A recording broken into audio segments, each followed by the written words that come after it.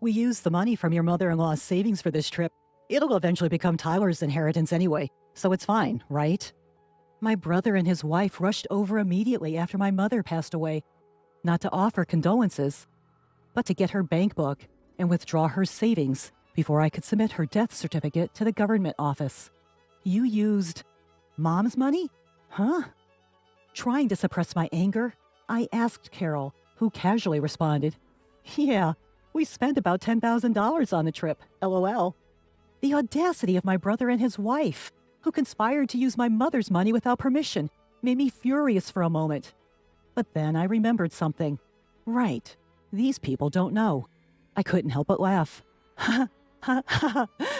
My condolences. Carol looked puzzled by my sudden laughter. What's wrong with you? Did the shock of us using the money make you go crazy? Of course, I wasn't going crazy. I just couldn't help but laugh when I imagined the surprised faces of my brother and his wife when they found out the truth and their miserable fate. Their carefree days were probably numbered. I am Samantha, a very ordinary office worker, raised by kind parents. My parents were always good-natured, constantly thinking about what they could do for others. Their kindness sometimes led them to being deceived or burdened with unfair responsibilities, but I admired them nonetheless. However, my brother Tyler had a completely different personality. He was always calculating what was beneficial for him and acted accordingly. To him, our parents, who would go out of their way to help others, were incomprehensible. As Tyler grew up, his rebellion against our parents intensified. In high school, he began to demand more money from them, saying, "If you can afford to do something for others, you can give me more allowance." Despite accepting Tyler's personality, our parents never changed their beliefs. Their unwavering character only frustrated him more. Tyler's negative feelings towards our parents only grew stronger in college. Taking advantage of the fact that our parents paid for his tuition, Tyler spent his college days partying and eventually failing a year, which caused them trouble. Parents should naturally devote themselves to their children, right? Or can you only be kind to others, but not your own family? Tyler continued his selfish behavior with such justification. I once heard him brag to his friends, "My parents are so gullible, LOL." After graduating college, Tyler moved out and started living on his own. Although he left home without notice, he complained, "I can't live a decent life on my first paycheck," and kept coming back to our parents' house to get living expenses before returning to his own place. Our parents worried about him and kept giving him money as requested. When I got a job, I decided to support our parents financially in place of Tyler. "Samantha, it's your hard-earned money, so you can use it however you like." Although my parents said this, I wanted to help them, so I continued to give them money as if it were their grocery expenses. This lifestyle continued for several years, and Tyler, who only showed up to ask for money, unusually invited me and our parents to a restaurant to talk. At the meeting place, a beautiful woman was sitting next to Tyler. "Dad, Mom, Samantha. Let me introduce you. This is my girlfriend, Carol." The woman introduced as Carol, bowed her head slightly. "I've decided to marry Carol. We'll be busy preparing for our new life and the wedding, but I hope you'll support us." I thought support meant something like, "Please take care of Carol." But it seems my older brother had a completely different idea in his head. He asked our parents to pay for his wedding and new home. Knowing our parents' inability to say no when it comes to helping others, he skillfully persuaded them to cover all the expenses. Even after the wedding and the purchase of the new home, he continued to get money from them. Carol, his wife, became accustomed to this and started living more extravagantly. However, this lifestyle didn't last long. Our father's health deteriorated, and he was hospitalized. Even with insurance, hospital stays are expensive. To ensure our retired parents wouldn't struggle financially, I suggested to my brother that we both share the burden of the hospital bills. "I've been living at home and getting help from Mom and Dad, and you've received a lot of financial support from them too, right? This is the time to help them out." But my brother didn't agree. "What? Why should I? It's Dad's fault for not taking care of his health. He neglected himself while helping others. That's his responsibility." After that, my brother stopped visiting our parents' house altogether. Neither he nor Carol visited our father even once while he was in the hospital. My mother and I desperately took care of him, but he passed away. Even when we informed them of our father's death, they didn't help with the funeral arrangements. They showed up briefly at the funeral, but didn't greet our relatives properly and left. Our relatives looked at them with disdain, but they probably didn't care. My mother, who had bravely acted as the chief mourner during the funeral, began to lose her energy after the funeral, clearly affected by the loss of my father. Tyler, Mom has been feeling down lately. She wants to see you. Can you visit her at home sometimes? When I asked my brother, he thought for a moment and then said, "By the way, what happened to Dad's inheritance?" "It all went to Mom. It seems they had decided that's what they would do when Dad was still alive." "I see. So Mom has the money now, right?" Feeling a bad premonition, I warned my brother immediately. "Like I said before, Mom is mentally weak right now. Don't try to take her money, okay? I want you to come and cheer her up." "What's the point of going if I can't get any money? It's not worth it." When I insisted that we wouldn't give him any money, he never visited our parents' house. And then, half a year after our father's death, our mother passed away too. Even knowing our mother's weakened state, my brother never showed any concern. When he learned of her death, he rushed back to our parents' house. I thought he would fulfill his duty as the eldest son during the funeral. But as it started, he and his wife disappeared. I called his cell phone, but it went straight to voicemail. In the end, I took on the role of the chief mourner instead of him and managed to finish the funeral. It was a few days later when I finally got in touch with my brother. "Ah, Samantha? This is Carol." When I called my brother's phone, Carol answered. "Tyler is busy with boarding procedures and can't answer the phone." "Boarding procedures? Carol, where are you?" "We're at JFK Airport. We're leaving the United States in a few hours, LOL. "Are you leaving the United States and going abroad?" "Yes, we're going on an international trip." I was surprised at my brother and his wife's decision to go on a trip abroad, right after our mother's death. But I was even more shocked by what Carol said next. "We're really grateful to our mother-in-law, you know. Thanks to her, we're able to enjoy this luxurious trip abroad. Haha." "What do you mean by that?" "Well, we used our mother-in-law's savings for this trip. It was going to be Tyler's inheritance anyway, so why not?" "From Mom's savings? How did you get that money?" "When we visited her house, we borrowed her bank book and seal. We knew we wouldn't be able to withdraw money once the death certificate was submitted, so we hurried." The real reason they rushed to our mom's house after her death was to get the bank book and withdraw the money before I submitted the death certificate. "So you used Mom's money?" Trying to suppress my anger, I asked Carol, and she casually replied, "Yes, we already spent $10,000 on the trip expenses. It's a good thing Tyler's plan worked out."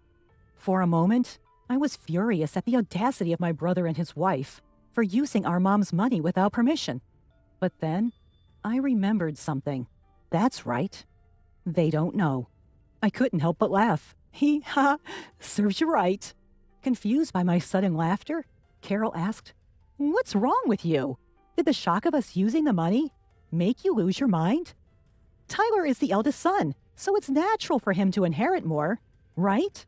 Laughing, I answered, "Sure, that's fine. I'll give up my inheritance so Tyler can inherit everything. That was your plan all along, right?" Upon hearing this, Carol happily said, "Oh my, you're quite understanding."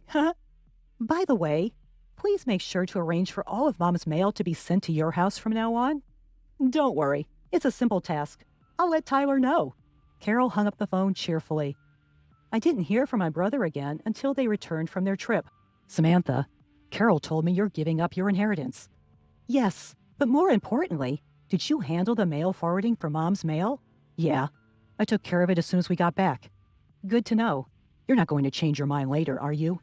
You won't say you should have inherited after all?" "Of course not. I still believe my decision was the right one." "Well, it's only right that I, the eldest son, inherit everything." Haha. My brother said this and ended the call in high spirits. But a few weeks later, he called again, sounding panicked. "There's a collection notice addressed to Mom in her mail." "What's this about?" "Oh, is it from the bank?" Our parents always wanted to help people in need and would accept any request. This included money matters. If someone asked to borrow money, they would even borrow from the bank to lend to others or become a guarantor if asked. As a result, their debt grew more and more. The amount of debt was far greater than the savings, so inheriting would clearly put them in the red. Did you know about this? My brother raised his voice. You knew Mom had debt, right? Why didn't you say anything? There was no point. What? You're saying it's meaningless? You knew about the debt, so you gave up your inheritance, right? If I had known, I would have given it up too. That's impossible. Why the hell is it impossible? Tyler, you took money from Mom's bank account to go on vacation, didn't you? So what? What does that have to do with giving up the inheritance? It's a big deal.